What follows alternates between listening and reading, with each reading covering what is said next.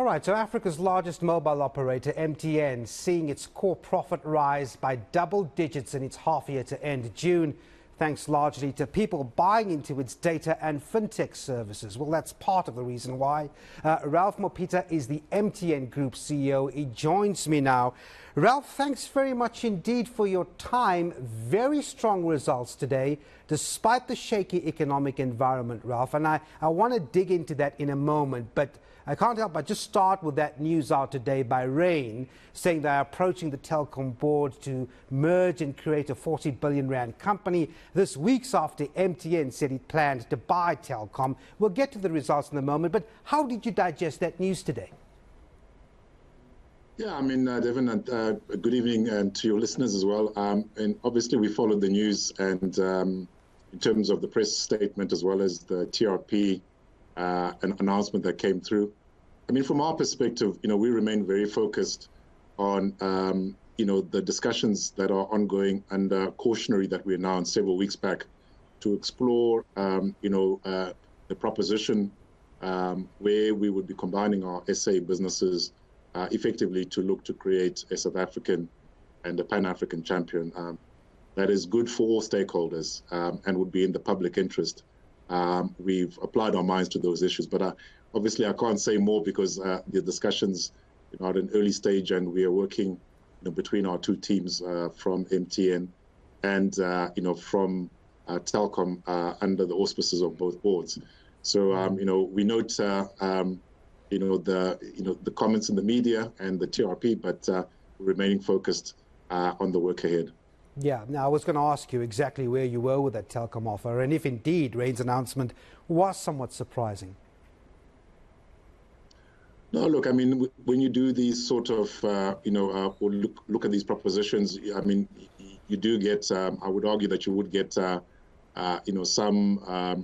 sort of, let's call it, opportunistic or other attempts at looking at these things. I mean, as I said, I note the TRP, announcement. For us, we really do believe, stepping away from, the Telkom deal specifically, we have said for a while that, we do believe that in-market consolidation is inevitable. As you see fixed mobile convergence develop across markets, as technology evolves from 3G to 4G to 5G, as we are now entering a 5G era. And that requires an enormous amount of capital and scale to be able to generate returns on that capital. And you only need to look to Southeast Asia areas like Malaysia. Also in Europe, you're seeing these kind of consolidation effects, number 2 and number 3, sometimes number 1 and number 3. This is happening, as we speak. It's not a South African phenomena. It's actually a global phenomena. Okay, so the results now, I mean, you did exceptionally well with fintech. You also saw an increase in your subscriber base when consumers are actually cash-strapped. So, I mean, a happy performance, something you're proud of today? Yeah, it's a very strong and solid performance overall. I mean, we've put 17 billion rand of capex into the ground to ensure that we can deliver world-class networks for all the citizens in the markets we operate in. We take great pride around the fact that we want our customers to experience as good an experience of communication networks as anywhere in the world. And in many respects, in a market like South Africa, we have been there in the past. So the 17 billion went to, to build out particularly 4G networks. And in South Africa, we accelerated 5G.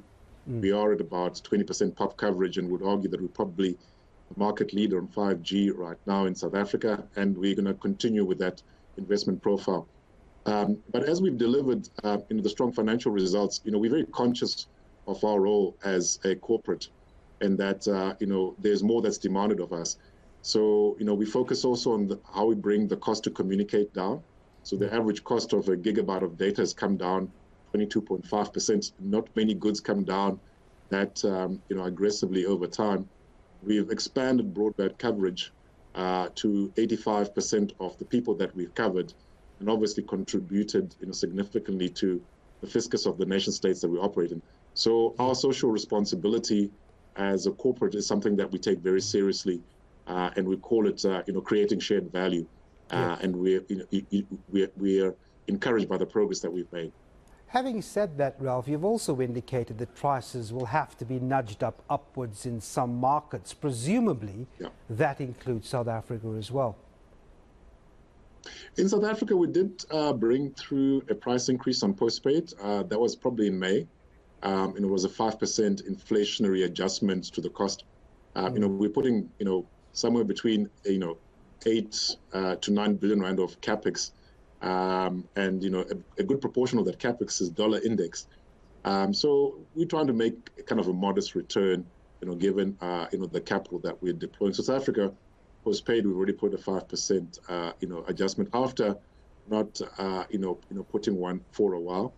There are markets that are very high inflation markets. You'll see that in some of our markets now, inflation is sitting in the 20s or even in the 30s.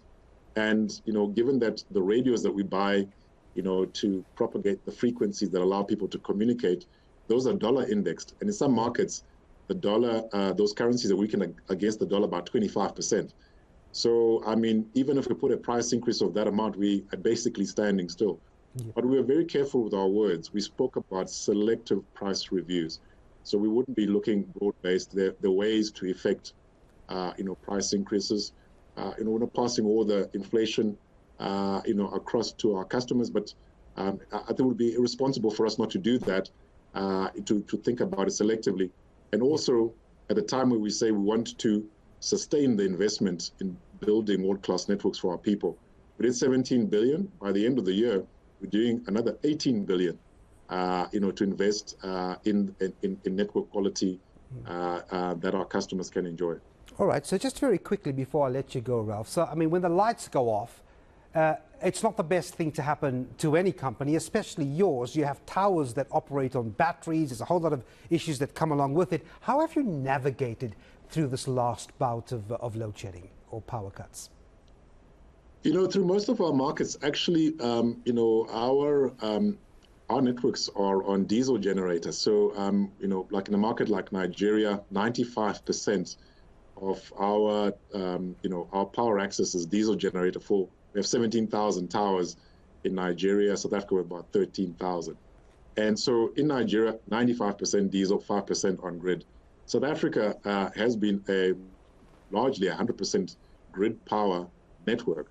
So with the stage 2, stage 4, stage 6 load shedding that we experienced in December, our network availability, which is generally around 99%, or that's where we target, was as low as 89%. Those protracted periods of stage 6 load shedding, the batteries cannot recharge. The recharge cycle is insufficient, to keep our networks up.